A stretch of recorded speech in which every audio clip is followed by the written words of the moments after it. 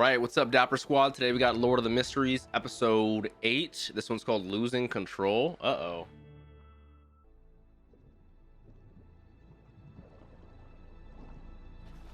I haven't gone fishing in so long. I love fishing. Oh, yeah, oh, the red smokestacks. Okay. So at least he has that clue, though. Valid. True. Just from, besides his revolver, he has the charms, which he uses. Also valid. A lot going on in my man's mind. What's up, Mr. Azek? I was always nervous seeing him before. Now I'm like excited. I love seeing him now. He's like our confidant, you know? Anytime I see or hear Turning Point, I always think of Mushoku, and I hate Turning Points.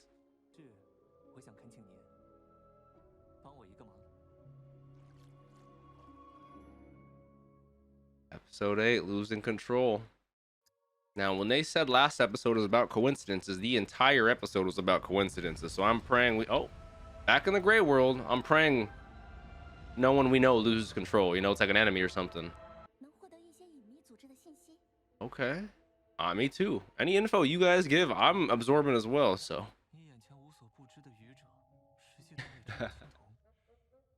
He's like, fuck it. I'll tell you what I know. Aurora Order, Secret Order, the Demonist Sect.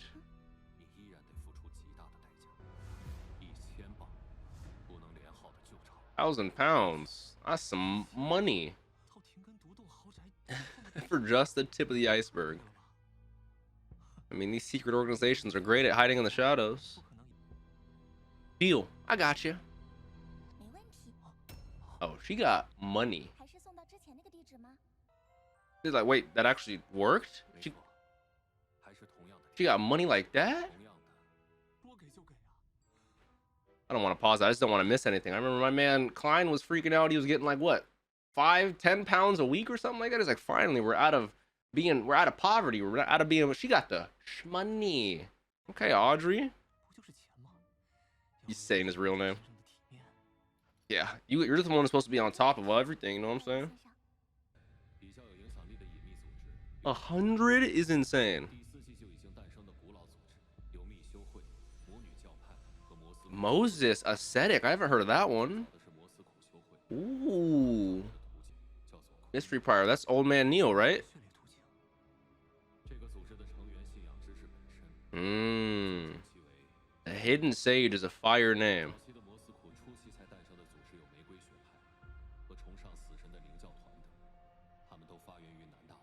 Okay. There's so much world building here. They could literally go on for so long diving into more of these. Wow. You know, during editing, I'm gonna go back and get some of those names I haven't heard of. Again, when we're in this realm, it's some of the visually my favorite animation. I love that shit. Valid. Trying to find connections where you can, you know. Extra. Read all about it.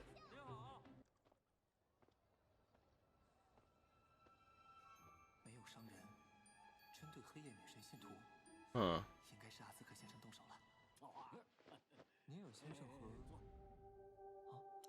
Oh, see, bro, that goes so fast. I apologize, guys. He was from when we were. Oh, yes, I remember. Sailor, Sequence 8, Folk of Rage. He's a Punisher. He was there when we were chasing down Trissy. At the time, yeah. I mean, there's a thing, there's relaxing on the job, then there's drinking beers on the job, you know? You just want to use my tab. That's, Neil is he's the funniest character for sure. Put it on this guy!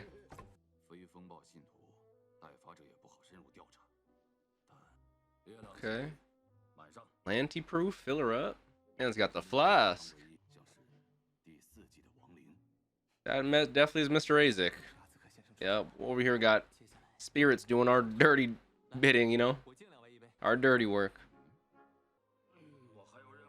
Oh, they are faded. We'll drink the night away.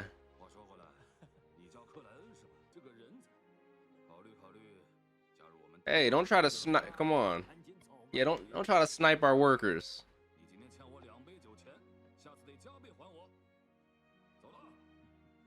Okay, I like him so far. Avre. Is this Leonard? Anytime I say the name Leonard, I always think of Leonard Burns from Fire Force. But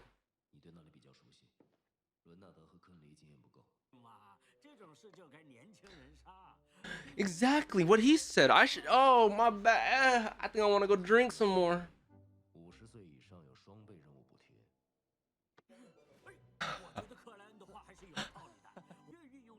He's like, would you say double? Oh, matter of fact. That's so funny. So we're going back to the Chinese gate to get that. I wonder if it even is sealed. They said the seal didn't work on it, right? Oh, you guys know it's like Attack on Titan. Secret organizations. Ancient organizations were born during the Fourth Epoch, with the earliest publicly recognized organizations being the Moses Ascetic. We learned that earlier. The Demonist Secret Order, the Blood Sanctifies sect, and so on. Secret organizations born in the Fifth Epoch are more or less connected to the frightening families and forces of the Fourth Epoch. Examples include the Theosophy Order, the Numinous Episcopate, the Life School of Thought, and the Rose School of Thought. Newer organizations that have appeared only in the last 200 or 300 years include the Aurora, Iron and Blood Cross, Element Dawn, and the Psychology Alchemists. I'm not gonna lie, of all those that I just heard before, we'd only heard of Demonist, Secret, and Aurora.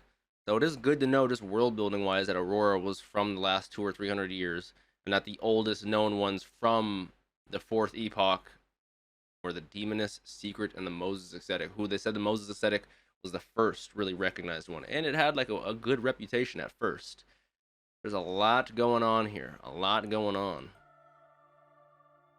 I'll tell you, the world building in this goes crazy. They just like quadruple the amount of named organizations, at least for me. Got the sun emblem on Leonard. I love it.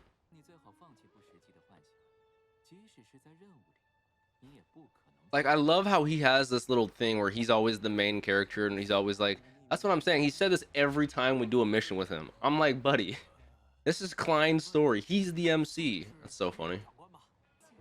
Yeah, there are supernatural incidents going on, and there's a bunch of people surrounding us. Okay, Neil's the one with the good reputation. Chill out. That's fucked up, but that's funny. He's gonna become a ghost before he exercises any. It's crazy how limited the public knowledge of everything going on is, you know? Professionals into a fake guru on the spot. I was a random civilian and I seen it. Oh, I'm like, he got the holy. He's a real one. He's a real deal. I love the lighting effects in the show so far. That definitely looks like one of Mr. Azek's spirits.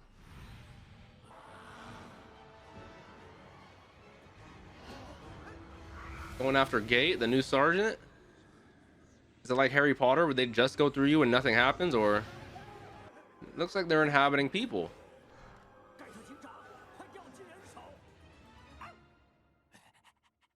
Did he get inhabited by the spirit of a dog? I could see why they'd be extra read all about it, like all this kind of shit. Spirit, what? Stick to the act, don't expose me. That should hopefully clear him, right?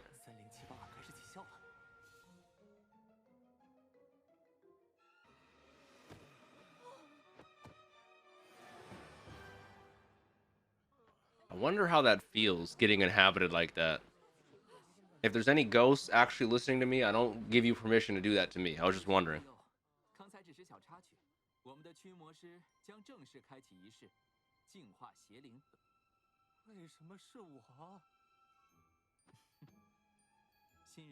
Even the song sounds like it's one of those songs in Harry Potter. Very similar. Damn, I miss some Harry Potter.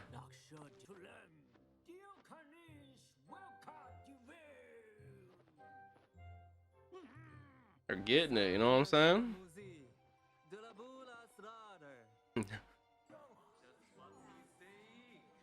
Oh, I feel so much better.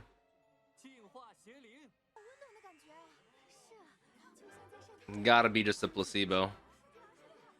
Oh, actually, I feel like any ghosts I had in me just whoop, are gone now. Thank you, guys. I'm out of here. Is this who's losing control? Title this episode? Did she just get ran over? Or she got saved? Is that Havry? Oh.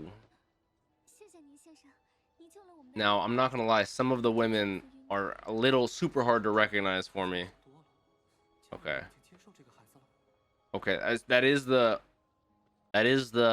fiance, ex-fiance of the guy we were looking for last episode, who was being indicted on fraud, right? The Hornassus Mountain, was it iron? What was the details of that? I remember I was like, what's gonna happen with him? And then he fucking turned to a pool of blood by the end of the episode in sacrifice for some god. Lynette, yes, thank you. So that is his ex-fiance who was getting chased by what's her name? Like, you're not having my baby. Okay, I'm glad she's definitely in better spirits. Well, if you guys didn't tell me, I would have found myself. W information. 10,000 pounds. Yeah, I thought it was 1,000.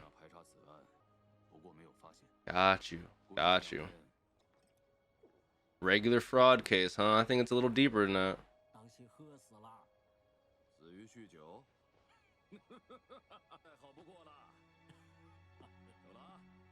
Reminds me of sinners.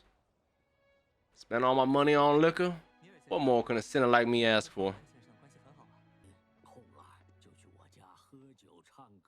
Shout out Havry. Celeste. Aww. Oh, look at a young Neil. Aww. Damn. I know. I like that mentality. I don't like that you said that. I'm very nervous. Especially because the title of this episode is Losing Control. I do like that being a Beyonder, though. You can die a natural death and not from losing control, then it's a blessing from the gods. See, this is getting eerie now. I don't like this. Don't set me up for some sadness.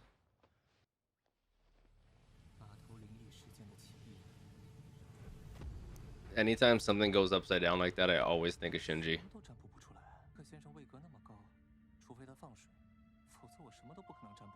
Wow.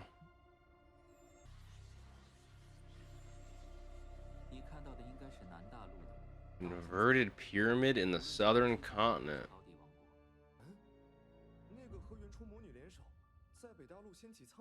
The primordial demoness. Worshippers of death. Interesting.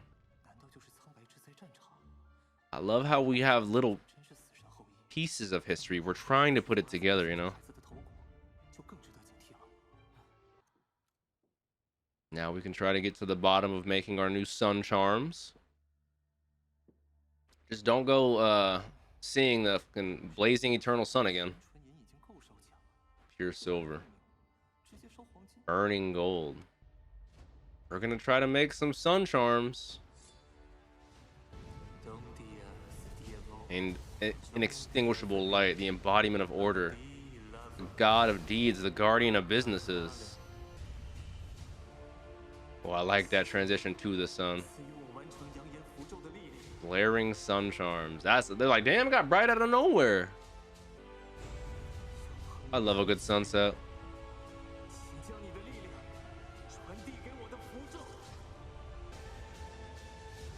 This is so triumphant, so epic with the music. As the sun sets. Not saying there's anything suspicious about that. It's just with his shadow moving, that's a little. There's so much. I have questions about Leonard. I have questions about Azek. Questions about Neo. Questions about. There's so much going on in the show. What in the motherfuck? What is this? Jaws?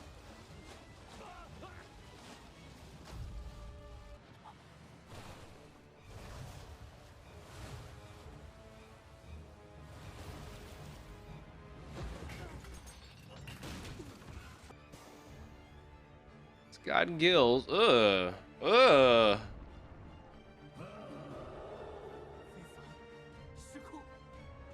It's a lost control beyonder. I like how different they all look. Like this looks super different than Arapis in the last episode when he lost control.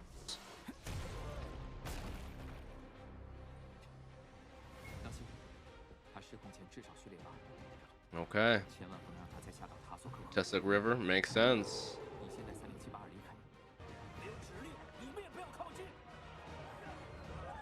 I do like how serious they take it once shit does hit the fan. Because a sequence 8 lost, out of control beyonder is scary as hell. Good save, Neil.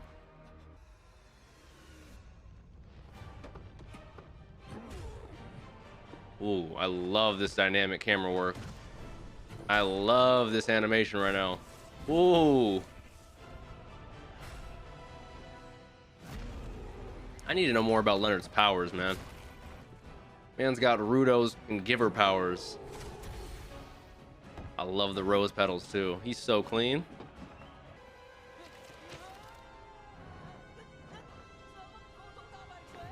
That would be super scary.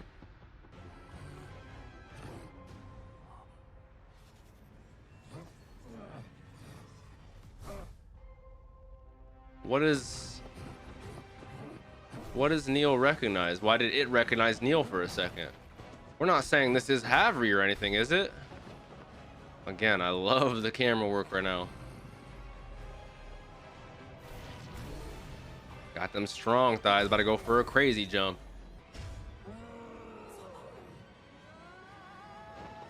Okay. Hey, coincidences always work in our favor. Shout out my boy Klein. Use the slumber charm.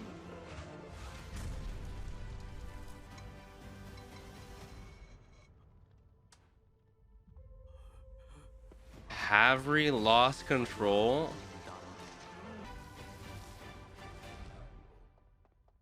Now Neil's officially the last old man of the squad. I do like our way of recognizing it from the flask. That's sad, man. I only knew Havry for like half an episode. Yeah, you gotta kill him. And Neil's not the most sad in terms of him dying. He knows death's the final resting place. It's just how he went out is so tragic. And that's the last way a Beyonder wants to die, is to lose control like that. Anytime I see shots of this where it's like, no, I'll do it, I'll kill him, I always think of The Walking Dead. Rick Grimes is such a real motherfucker. How many times he's done this in that show?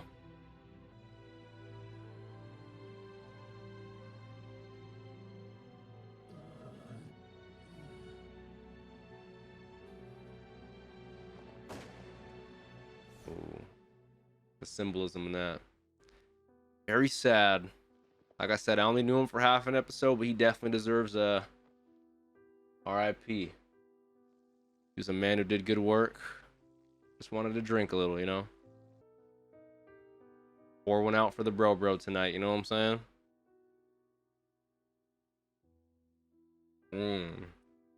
That was a fantastic transition.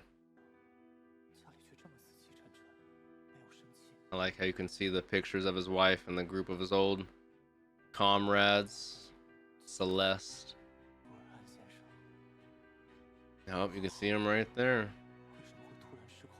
That's a great question, my friend.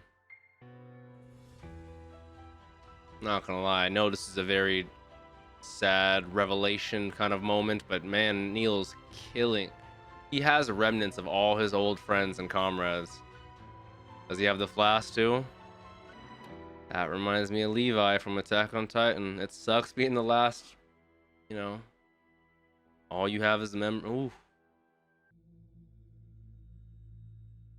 I love doing the red lighting like this. It's so eerie and well done.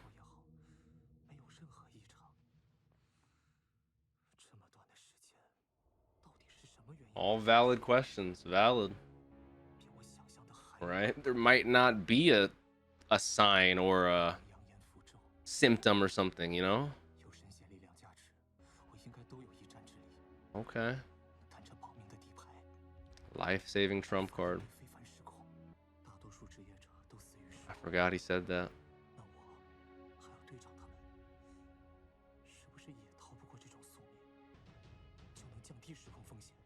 Fair deduction. Okay. We're gonna make some moves. He got pretty scared of losing control. Let's start getting stronger to prevent that from happening. That was a great episode. Goodness gracious, goodness gracious. Another episode that flew by, man. Again, I gotta give an RIP to Mr. Havry. I really enjoyed seeing this more depressed, dark side of Neil, because it's a rough scenario, but there are a lot of people. It's not true with everyone, but there are a lot of people who've gone through very tragic stories or lots of death and depression and sadness, and kind of, I'm not saying it's a facade, but they use humor, funniness, you know, to kind of cope and just kind of deal with stuff. There's a lot of people who use humor to deal with a lot of the darkness in their life. Not necessarily saying Neil does that, but it is interesting always seeing him be the funny, happy-go-lucky, chipper kind of guy, as Klein would say. And now he's in one of those moods, and it's completely understandable. I do love the questions because we're kind of getting it through Klein's POV, who's very similar to us, and where we don't know a lot of the mechanics of the world. It was like, he doesn't even really know, but he's like, I assume the stronger and more closely connected I get with my Beyonder powers, the less likely I am to lose control. So he's gonna start working on that, developing. We have to advance to Clown, which I'm just excited to see what sort of power-ups and stuff that may give us. I'm excited to get more about was it Lovenis's wife, fiance, their child, what happened to him, and learn more about these orders now. Know that some of them are within the last 200-300 years, some of them are from the 4th epoch. We got the possible Azek cult, which is like the worshippers of death, you know, the inverted pyramid. Like, there's so much world building going on, it's literally insane. But I mean, it's kind of like what to expect in this episode, or this show, is the fantastic animation, fantastic music. I love the choreography of that fight with Leonard, Havry, and Klein. Even some humor in there with the spirits inhabiting the peoples, you know, they was getting crazy. But yeah, overall, I think this show is going to be not going to be significantly better, but once I kind of know what to expect and can look for the smaller things, like on rewatch, I think rewatching is going to be very helpful and very a good time. Like, there are certain things I like much more on the second watch through. I think this is going to be one of those times, and I'm thoroughly looking forward to it. Great episode though. Yeah, like always, guys, don't forget to drink some water. Sorry if you can hear that yard work going on outside. Don't forget to drink some water. Tell someone you love them. Make good choices out there, Dapper Squad. Peace out.